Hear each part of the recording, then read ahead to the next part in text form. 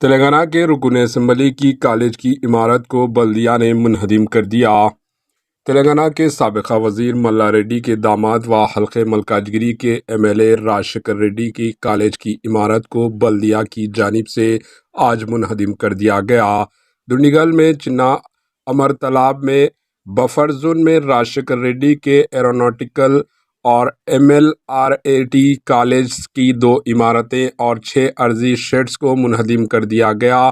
محکمہ آبپاشی اور ریونیو کے حاکم کو پتہ چلا تھا کہ تالاب کے بفر زون کے 8.24 ایکڑ عرضی پر قبضہ کیا گیا تھا، جہاں سڑکیں اور عمارتیں تعمیر کروائی گئی تھی۔ اس سلسلے میں انتظامیہ کو 1 ہفتے قبل نوٹس جاری کی گئی تھی۔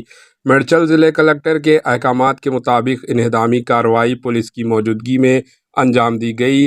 انہدامی کارروائیاں جس وقت جاری تھی، اسٹوڈنٹ اور اسٹاف احتجاج کیا۔ Bureau report AHN news.